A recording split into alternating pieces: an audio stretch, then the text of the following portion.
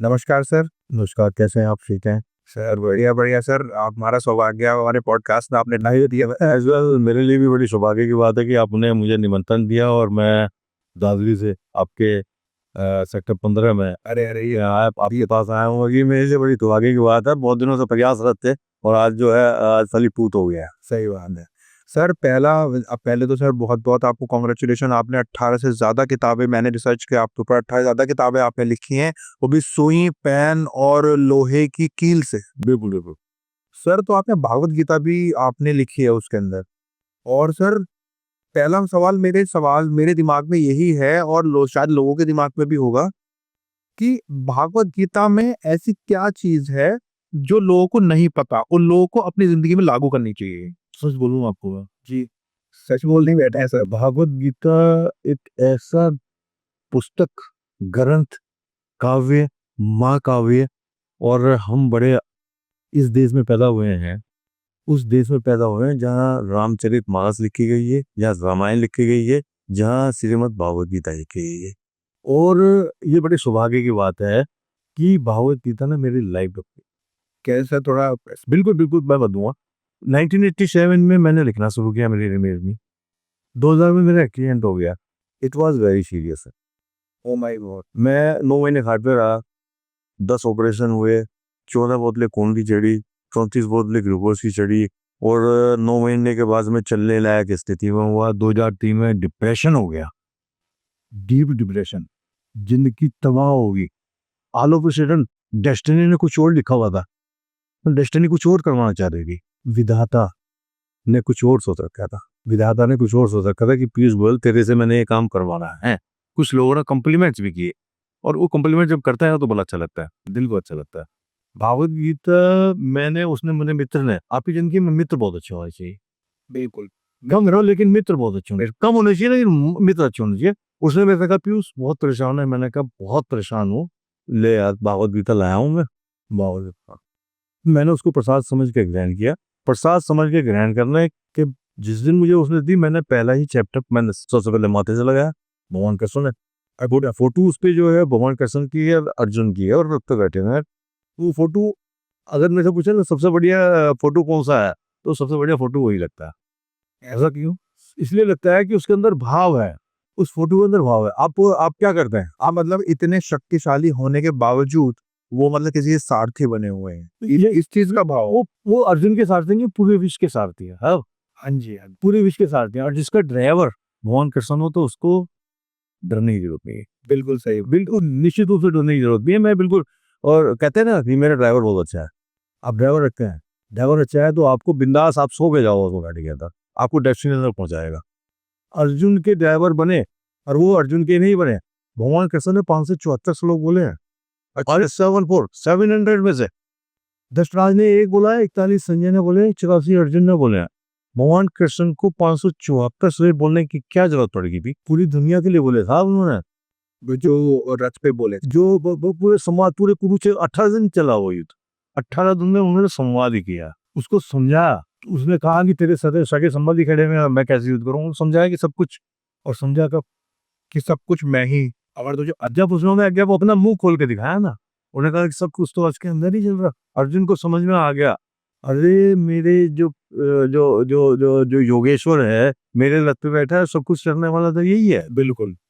मैंने भागवत गीता पढ़ी, मैंने उसको लिखा, मेरी लाइफ बदल गई। मैंने उसको पढ़ा, मैंने उसको लिखा, मैंने उसको जिया और मैं दिखा दूं ये भागवत गीता है जो मैंने उल्टी लिखी है। अरे बाप रे! मैं अपने दर्शकों को दिखाना चाहूँगा। देखिए दोस्तों, इन्होंने भागवत गीता इसलिए इन्हें मिरर इमेज के नाम से जाना जाता है। मिरर इमेज मैन के नाम से या मिरर इमेज बॉर के। दोस्तों बता दूं मैं कि मेरे सौभाग्य है कि 19 किताबें अब तक लिख चुका हूँ 2003 से 2025 तक। आपने क्वेश्चन किया है कि भगवत प्राप्ति वाली बात आप करते हैं कि भगवत गीता पढ़ने से हमें क्या मिलने वाला है, तो दोस्तों नहीं, लोगों को इस चीज़ का ज्ञान नहीं है बिल्कुल समय पे। तो लोगों को क्या भागवत गीता का कोई एक श्लोक हो या कोई भी श्लोक जो अपनी ज़िंदगी में लागू करना चाहिए उन लोगों को जो ना पता हो। सब ना ज्ञान होने की वज़ह से। एक्चुअली में क्या है, लोग बोलते हैं कि अधर्म के खिलाफ धर्म की विजय की ये भगवान कृष्ण ने सारा का सारा ये जो लीला रची है वो सारी ठीक है। लेकिन एक का उद्देश्य है और एक का उद्देश्य पॉजिटिव है और एक का उद्देश्य नेगेटिव है। अच्छा जी, इसकी होगी साहब, जिसका रिजल्ट पॉजिटिव है, जिसका इंटेंट क्लियर है, सही। इसका इंटेंट क्लियर है, बिल्कुल जीत उसी की हो, भले वेट एंड वॉच, भले 25 साल लग जाए, भले 30 साल लग जाए, जीत उसी की हो, क्योंकि उसका उद्देश्य फेयर एंड क्लियर है, क्रिस्टल क्लियर है। बिल्कुल सही बात है। बिल्कुल भगवान कृष्ण का उद्देश्य क्लियर था, जिसके खिलाफ वो लड़े उसका उद्देश्य क्लियर नहीं था भाई, अधर्म के खिलाफ धर्म की विजय के लिए। और भगवान कृष्ण अकेले नहीं आया रथ पे, सारथी बने और हनुमान जी पे लेके आया। जिसके रथ पे हनुमान हो, जिसका सारथी सर, बने, यही मेरे दिमाग में क्वेश्चन था। तो कि जब सारथी कृष्ण भगवान बन गए तो हनुमान जी को लाने की क्या जरूरत थी हमें? हनुमान जी को लाने की जरूरत यह थी, कहते हैं ना कि भगवान जी चारों तरफ बैठे हुए हैं, चारों तरफ बैठे। अच्छा, और भगवान ऐसे नहीं है, भगवान को पता है कि मैं उनकी अवहेलना नहीं कर सकता। अगर किस चीज की? भाई अगर वो हैं, अगर आप शादी में जा रहे हो, आपको अपने शादी में गए, तो आप सबसे पहले क्या करोगे? पापा जी को आगे रखोगे, अपने बड़े भाई को आगे रखोगे, आप छोटे भाई हो, आपकी बड़ी बहन है, बड़ी बहन को आगे रखोगे, आपके वो बहनों ही हैं उनको आगे रखोगे, आपके परिवार में लोग हैं, बस। इसलिए कहा कि आगे तो मैं बैठा ही हूँ, ड्राइवर हूँ, जब तो मुझे चलाना ही है, लेकिन ताज पे कौन है, सिकंद पे कौन है? नवाज जी, इसलिए लेके आए थे साहब बजरंगबली, इसलिए लेके आए थे वो। और ये एक ऐसा ग्रंथ है, एक ऐसा काव्य है, इसको मैं भाषा में बोलूँ ना, आजकल कॉमर्शलाइज हो गया, एक ऐसा सौदा है, आपकी जिंदगी बदलने वाला सौदा है, पढ़ लो एक बार, जिंदगी बदलने वाली। सर, एक चीज और बताइए कि जैसे आपने ये जिंदगी बदलने वाली बात करी, तो इससे क्या भागवत गीता पढ़ने से, आपने तो लिखी, आप क्या आते हैं इस चीज के, तो क्या भगवत गीता पढ़ने से क्या भगवत प्राप्ति का रास्ता साफ हो जाता है? निश्चित रूप से, कहते तो सर, देखो भगवान कृष्ण को आपने नहीं देखा, भगवान कृष्ण को मैंने नहीं देखा, सिर्फ महसूस किया था। बिल्कुल। मैं नेगेटिव था, बीच में भागवत गीता आई, मैंने उसको पढ़ा और मैंने लिखा, तो मैं आज क्या महसूस कर रहा हूँ, मैं आपके साथ क्यों हूँ? आपको पता लगा कि पीयूष गोयल ने भागवत गीता लिखी है, इसलिए आपने मुझे पॉडकास्ट के लिए बुलाया। बिल्कुल। ये पॉजिटिव पॉजिटिव वाइब्स है, पॉजिटिव वाइब्स है, अच्छे लोगों का मिलना, अच्छी समझ, अच्छे अच्छे लोगों का मिलना, अच्छे लोगों से बात करना, बिल्कुल, और समय का आपके अनुकूल चलना, बिल्कुल सही। ये भगवत प्राप्ति का पहला पहला संदेश है, बल्कि आप भगवत प्राप्ति की सीढ़ी की तरफ चढ़ रहे हो। निश्चित रूप से ये संदेश है, आप महसूस करते हैं, कोई चीज महसूस ही तो करी जाती है। आप किसी से प्यार करते हो, उसे महसूस ही तो कर रहे हो। बिल्कुल सही बात। जब आप उसको प्यार को किसी के सामने रखोगे, बात करोगे, जब वो आपके साथ होगी, जब भी तो हाथ लगा के देखोगे। बिल्कुल। और वो उसको हाथ लगाने से उसको महसूस हो जाना चाहिए कि ये इसका प्यार निश्चल है, या इसमें कहीं कुंठा तो नहीं है, कहीं गड़बड़ तो नहीं है। बिल्कुल सही बात। वो जब भी आपका हाथ मजबूत तरीके से पड़ेगी, उसको विश्वास कराना जरूरी होगा कि यार ये मेरे से प्रेम करता है, सच्चा करता है, या अपने स्वार्थ के लिए है। बिल्कुल सर, बहुत अच्छी बात कही है आपने। सर, एक चीज और बताइए, बैकुंठ धाम में और स्वर्ग में क्या अंतर है? बैकुंठ धाम और स्वर्ग। बिल्कुल, हाँ, हम कहते हैं ना कि आप भी जाने के बाद वो स्वर्ग में चला गया, नरक में चला गया, बिल्कुल। कहते हैं, देखी तो किसी ने है नहीं। बिल्कुल सही बात। कई बार मैंने देखा है कि एक आदमी बहुत अच्छी पोजीशन पे, बहुत बढ़िया पोजीशन पे है, सब कुछ है उसके पास, अचानक सब कुछ चेंज हो गया। उसके पास लग्जरी है, उसके पास मकान अच्छा है, उसके पास गाड़ी बढ़िया है, उसके पास ड्राइवर सब कुछ है, अचानक सब कुछ चला गया साहब। अब क्या हो गया? उसने अपने जो पहले जीवन में बहुत अच्छे थे, कहीं ना कहीं वो लग्जरी में आ गया, और कहीं ना कहीं कुछ कर्म ऐसा कर दिया, एंड में गड़बड़ हो गई। तो स्वर्ग और नरक बेसिकली यहीं पे है। लोग कहते हैं कि मैंने पता नहीं कौन से बुरे कर्म तेरे से मैं आज घाट पर पड़ा हूँ। नहीं, डर की बात नहीं हो रही। हाँ, मैं वहीं वहीं आ रहा हूँ, वहीं आ रहा हूँ। स्वर्ग ये अस्थाई है बेसिकली, एक निवास स्थान कह लो आप इसको, कि एक अस्थाई निवास है, जहाँ आपको सिर्फ और सिर्फ कुछ चीजें महसूस होंगी। और बैकुंठ धाम में तो आपको समझ लो कि आप भगवान विष्णु के घर में चले गए, यानी कि मोक्ष मिल गया, प्रेम मिल गया, आनंद मिल गया, ये अंतर। सर, मैंने एक चीज और सुनी है। अभी कुछ दिनों पहले ही मैं पढ़ रहा था कि दुर्योधन को स्वर्ग मिला, उसमें कारण नहीं लिखा हुआ था। तो सर, आप ये बताइए, दुर्योधन इतना पापी था, इतना इतना उसने पूरी महाभारत करा दी, उसने द्रौपदी का चीरहरण कर दिया, तो सर उसे स्वर्ग कैसे मिल सकता है उसे? बिल्कुल मैं इस बात पे बोलना चाहूँगा कि मैं सबसे पहला 18 अध्याय हैं 700 श्लोक में से चैप्टर अध्याय 1 का पहला ही श्लोक है जो दशराज ने बोला है, धर्म क्षेत्रे कुरुक्षेत्रे संवेता ये सोवा माम का पांडेश्य किम कुदेशजे। वो संजय से वार्तालाप कर रहे हैं। संजय से जो वार्तालाप कर रहे हैं तो उसमें दशराज ने पांडु पुत्र बोला, भतीजे बोल लेता तो शायद युद्ध ना होता। अच्छा। प्यार झलक रहती है ना। आप में से कहो मैं अपने भतीजे से कहूँ कि बेटा आ जा ना, ये भी तेरे भाई हैं, ये भी तेरे भाई हैं, इनके साथ बैठ के खाना खा, इनके साथ जा कहीं, इनके साथ जा बैठ कर, और मैं कह रहा हूँ यार मेरे भाई के नाम बोल करके कहूँ, अरे यहाँ अरे तो क्या लगेगा, अच्छा लगेगा बुरा लगेगा? द्वेष। तो मैंने जब वो पढ़ा ना तो मुझे लगा पांडुपुत्र क्यों बोला। मैं पूछता हूँ और एक से कि यार पांडुपुत्र लिखने की जरूरत क्या थी, कुछ और लिख देता, मजा आया था। तो ये चीजें हैं। और आपने कहा कि उनको स्वर्ग क्यों मिला, क्योंकि उसका उद्देश्य वो अपने लिए जन्म से लेकर मृत्यु तक एक था, वो वहां से अडिग नहीं हुआ। कैसे सर? कि उसने कहा कि मुझे जो है ना पांडु पुत्रों को हराना है, 5 पुत्रों को हराना है, अच्छा। और मुझे राजा बनना है। ये जन्म से लेकर उसके दिमाग में भर दिया गया था। तो वो इसलिए उसको जो है कहते हैं, मैंने सुना भी है कि इसको इसलिए स्वर्ग मिल गया था क्योंकि उसका उद्देश्य अपने प्रति अपने स्वभाव की वजह से उसका उद्देश्य वही था जो प्राप्त करना चाहता था, और वहां से वो अडिग था, उसने इधर उधर नहीं हुआ क्योंकि उसका लक्ष्य एक था, और जिसकी जिंदगी में लक्ष्य एक होता है ना वो कामयाब। हाँ, ये कहते हैं लेकिन कामयाब भी इसलिए नहीं हुआ क्योंकि वो घमंड से चूर था। लक्ष्य तो एक था उसका, इसलिए उसे स्वर्ग मिल गया, लेकिन घमंड भी था उसके अंदर। तो इस वजह से आपको लगता है कि स्वर्ग। भगवान राम की और रावण की बात करते हैं, कंस की और भगवान कृष्ण की बात करते हैं।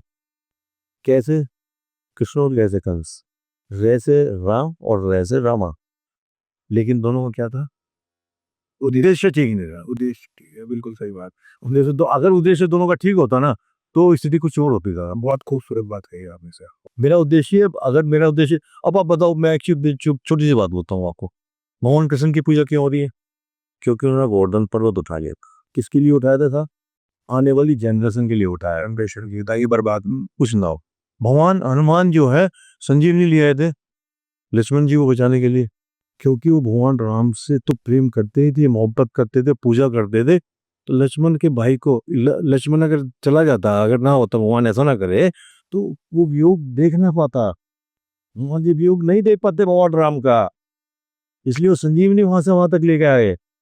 और शंकर की पूजा करते हैं साहब, वो करते हैं पूजा। जो अमृत पीने वालों, जिन्होंने अमृत पिया मंथन में, उनको उनका नाम लेता है कोई? कोई नाम नहीं लेता। जिसने विष पिया था उसका नाम लेता है। बिल्कुल सही है, बहुत खूबसूरत। किस लिए विष पिया था? हमारे लिए पिया था उन्होंने विष, आने वाली जनरेशन के लिए विष पिया था। जब भी तो हम पूजा कर रहे हैं, जब भी तो हम शिवलिंग पे जाते हैं, जब भी तो हम भगवान में मूर्ति लगा कर उनकी पूजा करते हैं। पूजा किन की होती है साहब? जिनका उद्देश्य बढ़िया होता है, इनका उद्देश्य बढ़िया होता है। चाहे वो पास ज्ञान हो चाहे जिस, आप अच्छा काम करोगे आप निश्चित रूप से, लेकिन आपके अंदर डेडिकेशन होनी चाहिए, आपके अंदर वो भावना होनी चाहिए। लेकिन इसके लिए तपस्या करना है, तपना होगा, बिल्कुल सही बात। पात्र बनना होगा, बहुत एक ऐसा पात्र बनना होगा कि लोग आलोचना भी करेंगे, ठोकरे भी मारेंगे, लेकिन अडिग रहना होगा। अडिग रहना होगा, जैसे दुर्योधन अडिग रहा था बिल्कुल, जैसा आप कहना चाह रहे हैं। उद्देश्य आपको मजबूत होना चाहिए, उद्देश्य बढ़िया होना चाहिए। अब ये लड़ाई उद्देश्य की थी, एक का उद्देश्य साफ था, एक का उद्देश्य में थोड़ी सी छल कपट थी, बड़ा छल कपट था, इसलिए डावाडोल उद्देश्य थी। आप करके देख लो, आप कुछ भी बिजनेस करते देख लो, जिसका उद्देश्य, मैं रात को नींद अच्छी ले रहा हूँ, क्यों ले रहा हूँ साहब नींद अच्छी? मैंने किसी का बुरा नहीं किया, मैं किसी के बारे में बुरा नहीं सोचता, बिल्कुल सही है। ठीक है ना? तो मैं रात को नींद अच्छी लूंगा। अगर मेरे को नींद अच्छी नहीं आ रही तो समझ ला कहीं ना कहीं नींद पड़ा है साहब। दूसरी चीज ये बोल रहा हूँ, जो नंबर मोबाइल के नंबर ज्यादा चेंज करते हैं, समझ लो जिंदगी में गड़बड़ है। सही बात। सब। और मैं 4 चीज पे काम करता हूँ, ऑब्जर्वेशन, इमेजिनेशन, क्रिएशन और इनोवेशन। जिन्होंने इसका काम दिया है उन्होंने अपनी तकदीर को लिखा है। अच्छा। हाँ, न्यूटन का नाम देखिए, न्यूटन को ऊपर सेव किया था। ऑब्जर्वेशन, इमेजिनेशन जो यहाँ पे होती है, क्रिएशन हाथों में, और इनोवेशन पूरी दुनिया देखती है। और क्रिएशन से क्यूरियोसिटी आती है आपके अंदर। क्यूरियोसिटी बल्ब बनाने की एल्वा एडिशन के अंदर दिमाग में आया कि बल्ब बनाया जा सकता है, जिसको हम देख रहे हैं इधर। क्यूरियोसिटी तो थी, किसी ने फ्रिज बनाया, किसी ने टीवी बनाया, किसी ने कंप्यूटर बनाया, किसी ने पेन ड्राइव बनाया। It's a kind of innovation just because of observation, imagination, creation. इसकी से हो रहा है। बिल्कुल सर, ये बहुत खूबसूरत बात कही, बहुत आपने विस्तार से समझा दिया इस चीज को भी सहायता का सफलता को सूत्र बता दो। आप अच्छे हो, सच्चे हो, अच्छे हो, ईमानदार हो और काम के प्रति वफादार हो, तो दोस्त आप कामयाब हो, निश्चित रूप से कामयाब हो। वेट एंड वॉच तो करना पड़ेगा, बार बार बोलता हूँ, wait and watch. Wait and watch, आपका उद्देश्य सही है, wait and watch. Have that much of patience, yes, you should have that much of patience. मैंने एक बहुत बचपन में मैंने कोटेशन लिखा था, patience and passions, patience and passions come the officers. अच्छा, वाओ, मैं किताब लिखता हूँ, मैं किताबें लिखता हूँ, तो किताबों में कोटेशन लिखता हूँ। कोटेशन इसलिए लिखता हूँ, मैं 500 पेज का उपन्यास भी लिख सकता हूँ, 700 पेज का भी उपन्यास। पढ़ने का समय किसके पास है? बिल्कुल सही। वो चीज लिखो ना जो प्रोडक्टिविटी। प्रोडक्टिविटी का मतलब जो आपकी एक लाइन दे दूं और वो आपके दिमाग में घुसे, वहीं से रिजल्ट निकल गया है। हमको रिजल्ट चाहिए ना, रिजल्ट ओरिएंटेड होना चाहिए, पॉजिटिव होना चाहिए, और रिजल्ट ऐसा होना चाहिए जो मेरे काम आए, मेरे पड़ोसियों के काम आए, मेरे समाज के काम आए, मेरे स्टेट के काम आए और मेरे देश के काम आए। वो चीज मैं देना चाहता। बिल्कुल, वो खूबसूरत बात है आपने बताया। सर आपने रामचरितमानस भी लिखी है, तो कुछ उसके रिलेटेड मैं सवाल पूछना चाहूँ, क्योंकि मेरे दिमाग में वो सवाल थे कि उसमें एक जिक्र है अयोध्या कांड, वो क्या है सर, थोड़ा बताइए। तो मैं एक्चुअली रामचरितमानस को लिखा है, और मैं बता दूं आपको, मैं बड़ा सौभाग्य है सारे ब्लेसिंग्स, बिल्कुल, ब्लेसिंग्स हैं, इट्स टोटली ब्लेसिंग्स। बिल्कुल सर, मैं ऊपर वाले का बहुत ही शुक्रगुजार हूँ। और मैं बता दूं आपको, जिंदगी में अगर सफल हो ना, सफलता की जरूरत, आपके घर में दादा दादी हैं, बैठ लो, आप उनके साथ बैठ जाओ।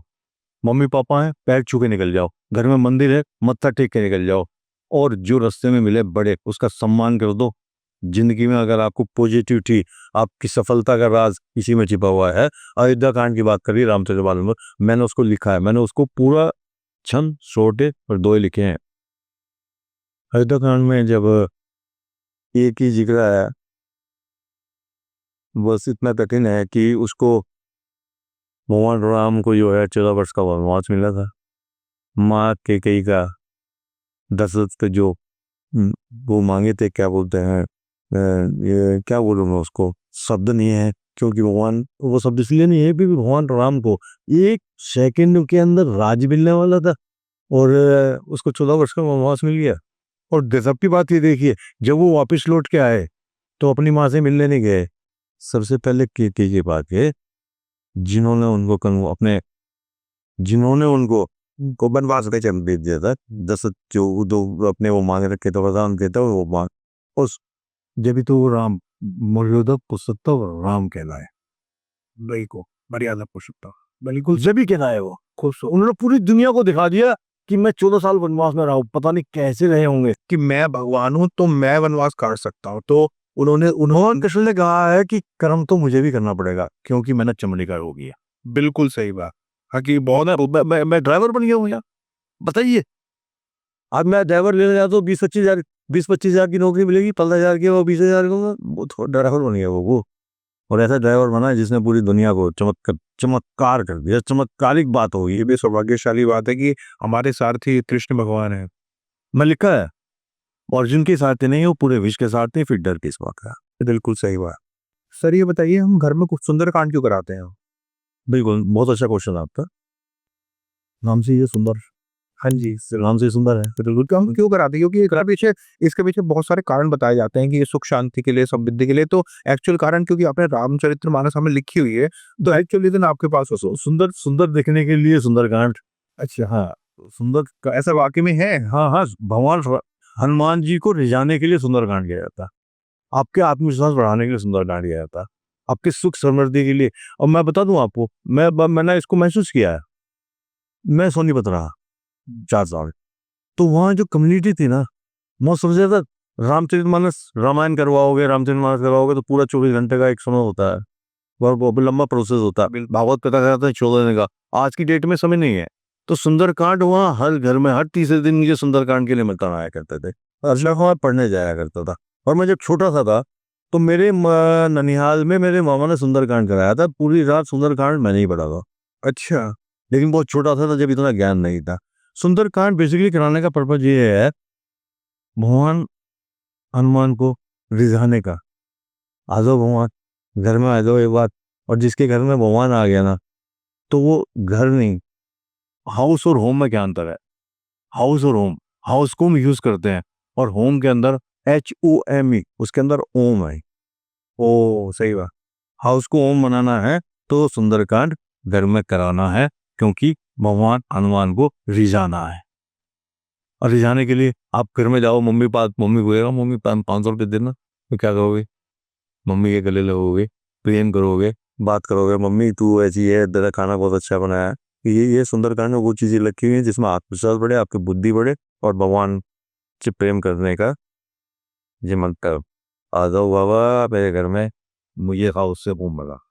हाउस से होम बना कि मतलब हाउस और होम में आपने डिफरेंशिएट अच्छा हाउस में use HOUSE, use USE, use.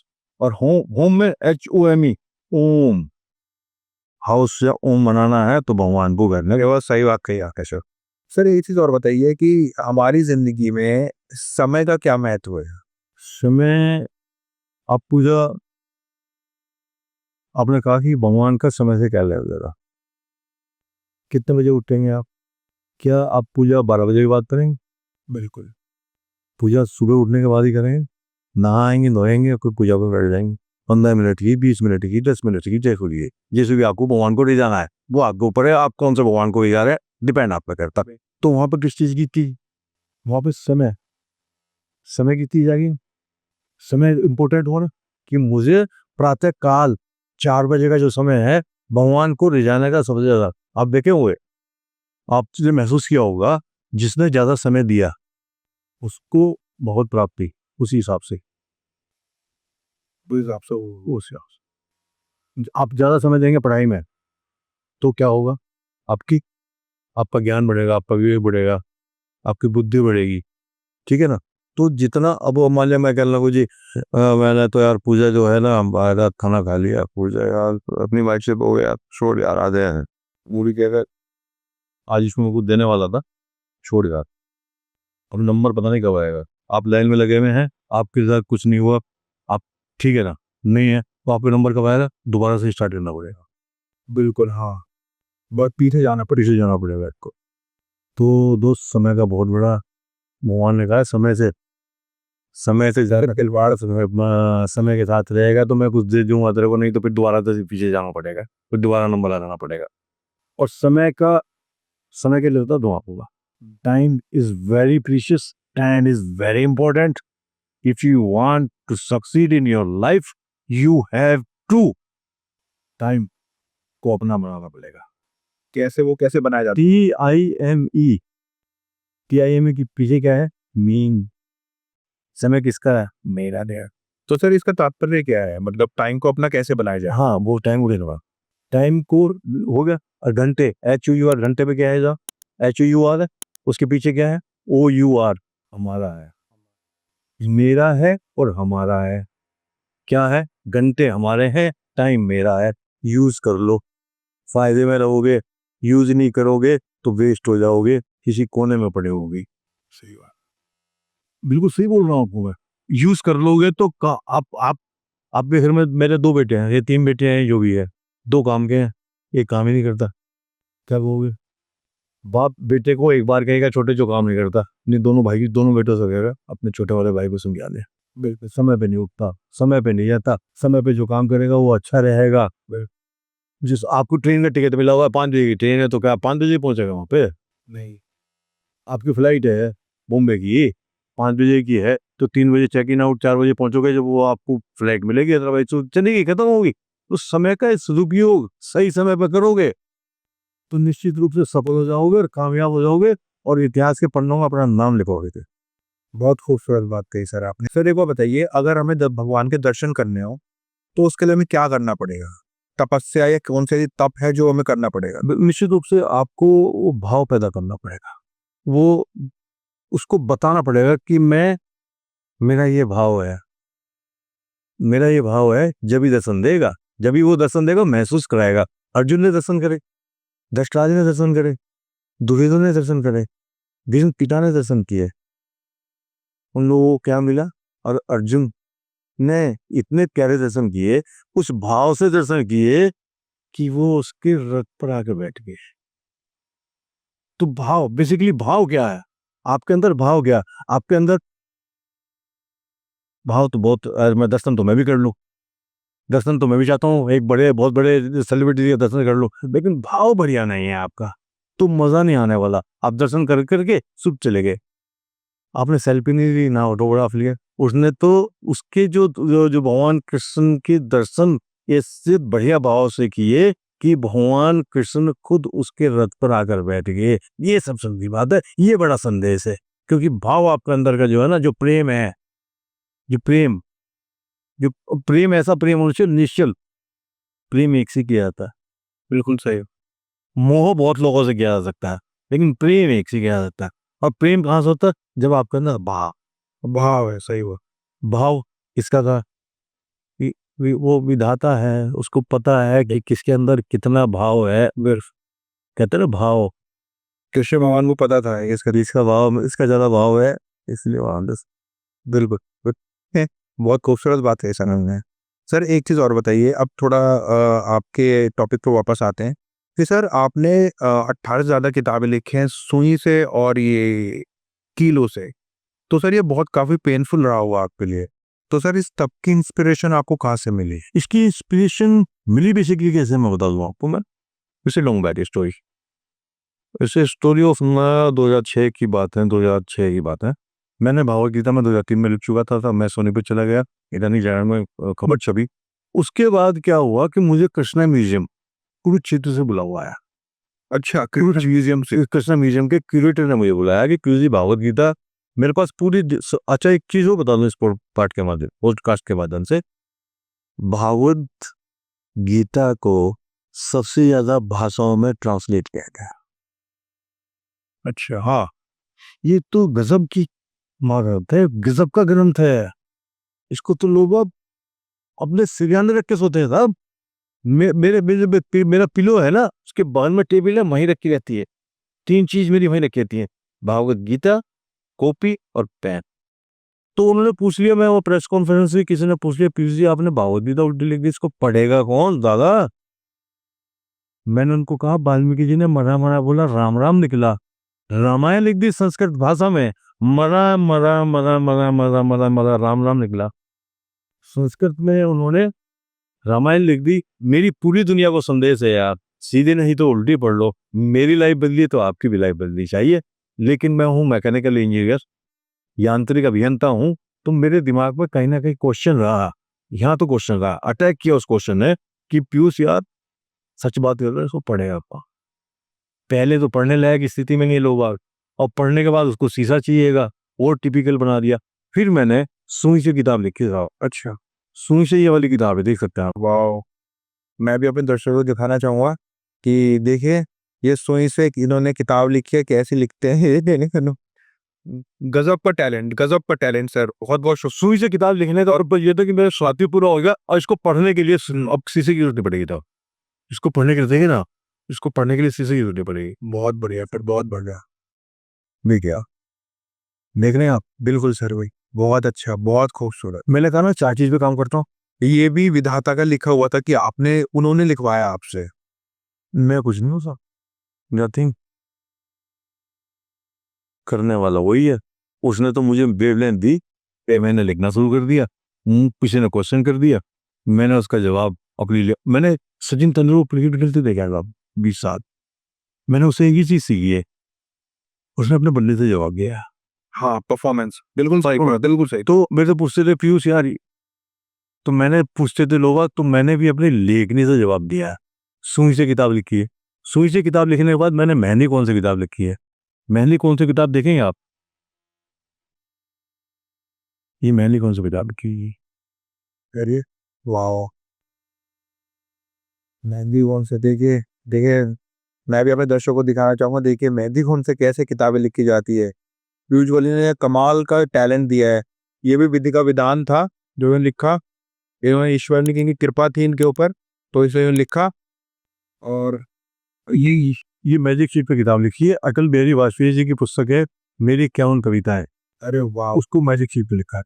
देखिए देखिए देख आप दर्शकों को आप खुद दिखाइए सर, मैं चाहता हूँ आप खुद दिखाएं दर्शकों को। ये मैजिक शीट पे लिखा गई है और अटल जी की पुस्तक है मेरी इक्यावन कविताएं, इसको लिखा है। तो ये ब्लेसिंग्स है, ये सिर्फ ब्लेसिंग्स है। और ये पेनफुल रहा था, पेनफुल है, निश्चित रूप से पेनफुल है। मैं दर्शकों को पॉडकास्ट के माध्यम से बताना चाहता हूँ, इम्पॉसिबल से इम्पॉसिबल। बिल्कुल सही बात है, बिल्कुल सब खूबसूरत। और टाइम मैनेजमेंट करना मैं जानता हूँ, बहुत अच्छी बात। टाइम मैनेजमेंट करना क्या है, आपके ऊपर होता है। क्योंकि मैंने अपनी जिंदगी में, मेरे पूरी दुनिया में लोग पूछ रहे हैं पीयूष जी आपने सारी किताबें लिख दी, इसके पीछे का राज क्या है। तो मैं कुछ छोटी सी कहानी आप ना से रहा हूँ। कौवे ने कंकड़ डालकर पानी पी लिया। अगर कौवा कंकड़ डालकर, अगर पक्षी कंकड़ डालकर पानी पी सकता है तो पीयूष गोयल किताब पी लेगी। बिल्कुल सही बात है। मैंने मैथ्यू सेनगुप्त को पढ़ा, मैंने रॉबर्ट फ्रॉस्ट को पढ़ा। I have miles to go before I see it. मैंने मैथ्यू सेनगुप्त को पढ़ा, न रोना निराश करो मन को, कुछ काम करो जग में रहेगी पिछाड़ पड़ो। तीनों चीजें यहाँ है, डिमोटिवेट होने नहीं देती। जब भी काम करता हूँ तीनों चीजों को याद करता हूँ, काम पे लग जाता हूँ, टाइम मैनेजमेंट पूरा करता हूँ। पेनफुल है, सुई से किताब लिखी। इसके लिए बहुत डिसिप्लिन भी चाहिए सर, और डिसिप्लिन, डेडिकेशन, डिसिप्लिन और डेडिकेशन बहुत जरूरी है, मस्ट है टाइम मैनेजमेंट। और सबसे बड़ी बात, ईश्वर का आशीर्वाद, परिवार का support, time management, discipline and dedication, सभी का मिक्सअप होता है तब जाके ये होता है। और टाइम मैनेजमेंट कैसे किया, हफ्ते में सब 7 दिन होते हैं, पूरा दिन होता है, मंडे 1 घंटे देना ही देना। बाई हुक एंड क्रुक, सोना भी है, नौकरी भी जाना, बच्चों के साथ भी रहना, क्रिकेट भी खेलना, मैच भी करना, ठीक है, और 1 घंटा मुझे देने ही देना। अगर 6 दिन पूरे हो गए, 6 दिन में ऐसा नहीं है कि 2 दिन मेरे यहाँ कुछ फंक्शन नहीं होगा, मैं फंक्शन में भी जाऊंगा। अब 2 दिन बच गए सब, 2 दिन मैंने काम नहीं किया तो 2 घंटे का काम मेरा लॉस हो गया। संडे का स्पेयर किया हुआ मैंने, संडे को मैं पहले जाऊंगा क्योंकि मुझे पता है मुझे काम करना है। ये तपस्या भी है किताब में, ये तपस्या भी है, ये तो डिसिप्लिन है। तपस्या। और मुझे 3 घंटे, अभी एक संडे का 1 घंटे है, 2 घंटे मंडे ट्यूसडे मैंने किया नहीं, मैं एक शादी में चला गया था, 3 घंटे हो गए, तो संडे में मैं 3 घंटे पूरा करूंगा। तो बैकलॉग मेरा जो होता था वो संडे में पूरा होता था। बिल्कुल। तो ये टाइम मैनेजमेंट था। और कुल मिलाकर शायद आपने सर 12-13 साल तक। 2030 से 2025, अरे वाह, 22 साल। बहुत बढ़िया। वो एक ही सबसे बड़ा एक ही चीज है, विधाता करवाने वाला वही है, हम माध्यम है। ये हिंदुस्तान के हर उस एक नागरिक का काम है जिसको मैं प्रेम करता हूँ, जो मुझसे प्रेम करता। बिल्कुल सही बात है। सर आपने ज्यादातर जो गीता और रामायण जैसे पवित्र ग्रंथ, आपने ज्यादातर ये मिरर इमेज में क्यों लिखे? बिल्कुल निश्चित रूप से इसका मैं जवाब जरूर दूंगा आपको, और बहुत बढ़िया क्वेश्चन आपने किया। मैं सुबह को उठता हूँ तो शिव चालीसा करता हूँ। अच्छा, ओके, ठीक है, क्या मैं शिव चालीसा अधूरी छोड़ दूंगा या पूरी करूंगा? पूरी करेंगे सर, या अधूरी कौन छोड़ता है? इसी में इस क्वेश्चन का आंसर छिपा है। मैंने सबसे पहली किताब भागवत गीता क्यों ली? एक तो भागवत गीता इसलिए ली कि उसने मुझे, पीयूष मेरे मित्र ने दी और मैंने प्रसाद समझ के ग्रहण की, पहली बात। दूसरी बात, मैंने उसको पढ़ना शुरू किया, मेरी लाइफ में थोड़ा सा चेंज, धीरे धीरे शनि शनि मेरे चीज लाइफ में हल्का सा चेंज आना शुरू हुआ। बेसिकली चेंज कहाँ था, आपकी सोच में फर्क आना। जब सोच में फर्क आना सोचते तो चीजें आप बेहतर होने शुरू हो जाती हैं, ऑटोमेटिक होती हैं, चाहे नेगेटिव चाहे पॉजिटिव होने शुरू हो जाती है। बिल्कुल है, निश्चित रूप से। बिल्कुल, अगर नेगेटिव थॉट्स इसमें आती हूँ, मैं 100% श्योर हूँ और बड़े चैलेंज के साथ कह सकता हूँ। अगर नेगेटिव चीज आ रही है सर नेगेटिव ही होगा, और अगर पॉजिटिव आ रही है तो पॉजिटिव होगा। नेगेटिव पॉजिटिव भी तो करना होगा। वो कैसे करेंगे? वो भाव से होंगे, पढ़ने से होंगे। किसी ने कहा शब्दों में शक्ति है, शब्दों में भक्ति है और भक्ति में शक्ति है। और हमारे जो शब्द कौन से हैं वो सोच कर रहा सकते हैं। बिल्कुल सर, बिल्कुल खूबसूरत, बहुत खुश। जो शब्द है उसके अंदर ही शक्ति, उसके अंदर ही भक्ति है और उसके बाद भक्ति के अंदर ही शक्ति है। और जब तक उसको पढ़ोगे नहीं तो मजा आने वाला नहीं है। मैं रामचरितमानस लेके बैठ जाऊं और पढ़ूं नहीं, बट देखता ही रहूं, क्या होगा? तो कुछ होगा क्या? सर ज्यादा एक काम कर सकता हूँ, उसको मत्थे से लगा लूंगा। लेकिन जब तक उसके सार को, उसको जानने की कोशिश नहीं करूँगा तो मज़ा नहीं आने वाला। तो मैंने जब भागवत गीता लिखनी शुरू करी तो मैंने ये सोच के लिखी कि पीयूष, अगर मैं इसको काम करते बीच में रोक दूँगा, तो कहीं मेरे दिमाग में ये आएगा कि पीयूष गोयल तेरे ऊपर एक पाप और चढ़ गया। क्योंकि आध्यात्मिक आदमी है, आस्तिक आदमी है, काम जो तूने शिव चालीसा का तू पढ़ेगा तो पूरा पढ़ेगा, अधूरा छोड़ेगा नहीं। इसलिए मैंने पहली किताब भागवत गीता ली कि मैं उसको लिखने बैठूँगा, अगर वो 25 पेज हो गए हैं, तो मैं 18 अध्याय पूरे करके ही छोड़ूँगा। कहीं न कहीं मेरे दिमाग में ये ना आ जाए कि पीयूष गोयल अधूरा छोड़ दे तो तेरे ऊपर पाप है। बिल्कुल सही बात है, इतनी पवित्र ग्रंथ आप लिख रहे हैं, सही बात है। तो इस वजह से मैंने भागवत गीता को लिखा। अब भागवत गीता लिखी तो रामचरितमानस कैसे छोड़ सकता हूँ? बिल्कुल, मेरे दिल में है। उसको कैसे छोड़ सकता हूँ? बिल्कुल सही है। मैं इंग्लिश को लिखना शुरू कर दूँ, हिंदी को नहीं लिखूँगा क्या? बिल्कुल। हिंदी भी लिखूँगा ना, मेरी भाषा है, जिसमें मेरी पहचान है, मेरा देश इसमें समाया हुआ है, उस भाषा को कैसे छोड़ दूँगा? उसको भी राम फिर मेरे सुंदरकांड सोनीपत में था, सुंदरकांड की बात हुई है, भगवान को रिझाने की बात हुई है, मैंने सुंदरकांड लिखा, ये भी आध्यात्मिक हो गया। फिर मैंने साईं बाबा के चरित्र को लिखा, हिंदी और इंग्लिश दोनों भाषाओं में लिखा। फिर मैंने आपको दिखा दूँ? बिल्कुल सर, थोड़ा आइए सर, बढ़िया काम हुआ है। आप दर्शकों को दिखाइए सर। ये दुर्गा कवच है साहब, संस्कृत भाषा में। अच्छा, अब आप कहेंगे दुर्गा कवच लिखा है, संस्कृत भाषा में लिखा है ना, पूरा देख लीजिए आप। वाह! ये देखिए सर, इधर देखिए। बढ़िया, बहुत बढ़िया। वाह! तो इसी वजह से लिखा कि मैं आध्यात्मिक आदमी हूँ और काम बीच में अधूरा न रह जाए, इसलिए मैंने आध्यात्मिक किताबों को लिया है। और जो मैंने दो और जो किताबें ली हैं, कौन सी हैं? मधुशाला ली है, और मधुशाला हरबंस राय बच्चन जी की है, जीवन का सहार है उसके अंदर। गीतांजलि 1913 में नोबेल प्राइज मिला था रविन्द्रनाथ टैगोर को। मैंने 20% फिर मैंने सुई से मैंने जो कार्बन पेपर से लिखी है वो पंचतत्व लिखी है विश्वनाथ शर्मा की। तो मैंने 20% पुस्तकों लिखने की कोशिश करी है, क्योंकि 20% पुस्तकें लोग पढ़ते हैं, ध्यान केंद्रित होता है, तो कहीं ना कहीं मेरा भी भला हो जाएगा लोग ये कुछ। बिल्कुल, कोई बहुत खुश है, बहुत खुश। सर, आपसे आखिरी सवाल लेंगे हम इस पॉडकास्ट का। सर, आप अब दर्शकों को क्या कहना चाहेंगे? मतलब बिल्कुल इतने सारे आपने पवित्र ग्रंथ लिखे हैं, आपने रामचरितमानस, भागवत गीता और 18 से ज़्यादा आपने ग्रंथ लिख दिए पवित्र। तो उसके हिसाब से जब आप लिख रहे थे, तो आपके अंदर क्या भाव था? अब क्या चेंजेस आया? आप थोड़ा और क्यों पढ़नी चाहिए हमें पवित्र ग्रंथ ये सारे? तो आप थोड़ा ये दर्शकों को बता देंगे तो थोड़ा हमारे दर्शकों को भला हो जाएगा। बिल्कुल निश्चित रूप से बताऊंगा कि मंदिर में आप जाते हैं, बिल्कुल। क्या चफल करने जाते हैं? नहीं सर। कैसे उदाहरण अपने आप को शुद्ध करते हैं। अब शुद्धि आपने बाह्य से शुद्धि कर ली, आंतरिक शुद्धि कैसे होगी जब तक इनको पढ़ोगे नहीं आप? बिल्कुल। शुद्धि तो आंतरिक शुद्धि तो होगी, वो जो जो मेन है वो तो आपने करी नहीं और बाह्य में लगे हुए हो। तो आंतरिक शुद्धि करने के लिए इनको पढ़ना तो अवश्य है ही है। आप कलम बंद कर दो और अपना टाइम निश्चित कर दो कि 6 बजे उठना है, 6 बजे मुझे ये पढ़नी ही पढ़नी है। ऊपर वाला देख रहा है कि यार ये बड़ा पंचुअल आदमी है। आप कहीं जा रहे हैं, किसी फंक्शन में जा रहे हैं, तो आप एग्जाम्पल क्या देंगे? अरे यार ये तो लेट ही आता है, हर फंक्शन में लेट जाता है। एक उदाहरण क्या देंगे? भाई ये आदमी तो गजब का आदमी है, ये समय पर पहुंचता है। तो आपकी इमेज, जिस समय पहुंचता इमेज अच्छी बनी, जिस समय पर नहीं पहुंचता उसकी इमेज बुरी बनी। बिल्कुल। तो मेरा संदेश ये है कि दोस्तों आंतरिक शुद्धिकरण करना है तो इनको पढ़ना है, बाह्य से कुछ होने वाला नहीं। सही बात है। ठीक है। और मैं चलते चलते सब लोगों को एक चीज बोलना चाहता हूँ, प्रोडक्टिविटी पर काम करता हूँ। बड़े बड़े चीजें मैं 500 700 पेज की किताब मैं भी लिख सकता हूँ, लेकिन मैं 2 लाइन में अगर कोई संदेश दे दूँ और आपके दिमाग में आ जाए और सफल हो जाए, मैं शेयर करता हूँ आपको कुछ नहीं। बिल्कुल सर, बिल्कुल ये सौभाग्य की बात है। मैं स्कूल में मोटिवेशन करता हूँ, 10,000 से ज्यादा बच्चों को फ्री ऑफ कॉस्ट मोटिवेशन कर चुका हूँ। बहुत और मेरी पहली लाइन क्या होती है? सपने आपके अपने और आप अपनों के अपने हैं। सपने आपके अपने और आप अपनों के अपने। अपने सपने पूरे कर लो, क्योंकि सपने आपके तो है ही है, आपके मम्मी पापा के भी हैं। उन सपनों को दिल से लगा दो और दिमाग से पूरा कर दो, और इसी तरह में पूरा कर दो, क्योंकि ये जिंदगी मिलेगी ना दोबारा। बिल्कुल, बहुत खूबसूरत सर आपने जो करते हैं मम्मी पापा से प्यार, मेहनत से नहीं करते इनकार। बिल्कुल सही बात। मेहनत तो आपको इस मोड़ पे भी करनी होगी, उस मोड़ पे भी करनी पड़ेगी, उस तिराहे पे भी करनी पड़ेगी, उस चौराहे पे भी करनी पड़ेगी, अवश्य करनी पड़ेगी। क्योंकि जिंदगी टालने से बिल्कुल चलने वाली है नहीं, बिल्कुल सही बात, बहुत सही। बिल्कुल नहीं चलने वाली बॉस।